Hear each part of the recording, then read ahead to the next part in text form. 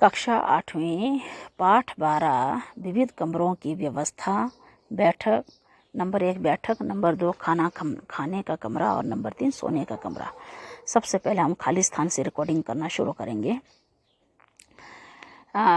खाली स्थान भरो। नंबर 1 सोने के कमरे में बिजली का बटन डैश डैश के पास होना चाहिए। बेड। नंबर 2 विदेशी शैली में खाने के कमरे में मेज के चारों ओर बिना हथों की डैश डैश होती है। कुर्सी। नंबर 3 देशी शैली में बैठक में डैश डैश का प्रयोग किया जाता है। मोड़े। नंबर 4 पैर पोंछने के लिए डैश डैश को दरवाजे के पास रखना चाहिए। पायदान। नंबर 5 पुष्प विन्यास का मुख्य उद्देश्य वातावरण में प्रसन्नता, सजीवता एवं डैश डैश लाना है। सुंदरता। तो प्रश्न नंबर 1 है। अब इसमें सबसे पहले बैठक को किस प्रकार सजाओगी। खाली स्थान जो है को प्रश्न नंबर 4 था, उसको मैंने सबसे पहले रिकॉर्डिंग कर दिया। अब आता है प्रश्न नंबर 1 बैठक को किस प्रकार सजाओगी। तो उत्तर है बैठक को सजाने की 2 विधियां हैं। नंबर 1 देशी शैली में बैठक को सजाना। देशी शैली मतलब भारतीय शैली। दीवान के पास मोड़े रखे जाते हैं। दीवान के स्थान पर लकड़ी, बेंच, कैन का सोफा भी प्रयोग में लाए जा सकते हैं। कुर्सियों के पास एक छोटी मेज वस्तुओं को रखने के लिए रखे जा सकते हैं।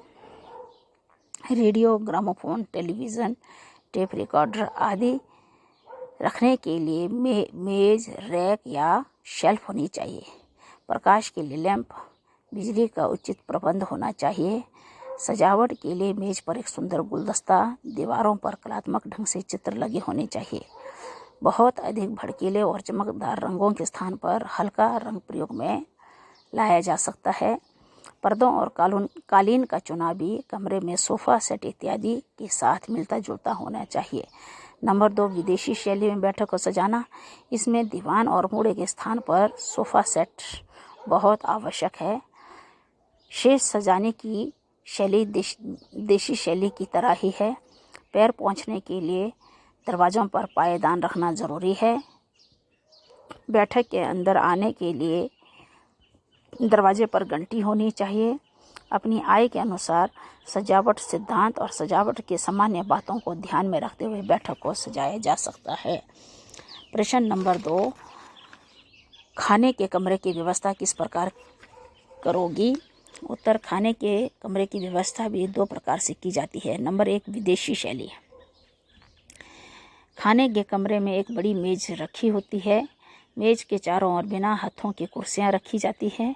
प्रायः मेज पर सनमाइका लगा होता है जो देखने में भी सुंदर और साफ लगता है, अतः इनकी सफाई करने में भी सुविधा रहती है। खाने के कमरे में एक जाली वाली अलमारी और अपनी आर्थिक स्थिति के अनुसार फ्रिज भी रखा जा सकता है। शीशे का सामान, टी सेट, प्लेट, गिलास, चम्मच आदि के लिए यदि हो सके तो शीशे की अलमारी उपयोगी रहती है। खाने की मेज पर सुंदर सा सुगंधहीन फूलों का गुलदस्ता कलात्मक ढंग से सजाकर रखना चाहिए।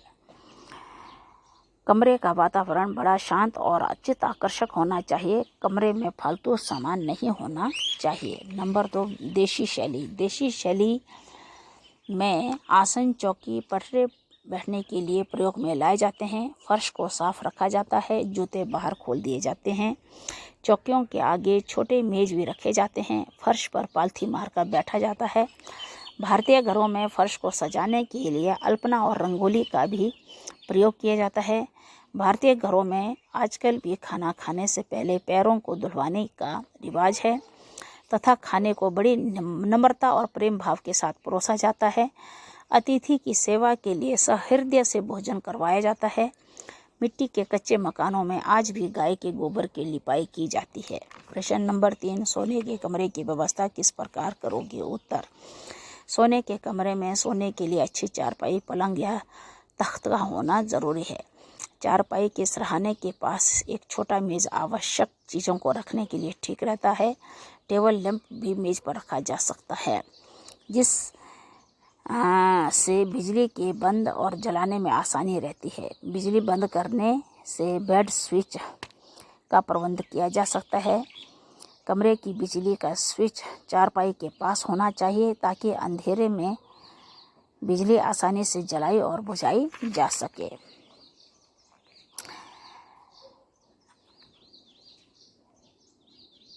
यदि कमरे में छोटे बच्चे का सोने का प्रबंध है तो रात को धीमे प्रकाश के हल्का बल्ब जलाना बहुत उपयोगी रहता है।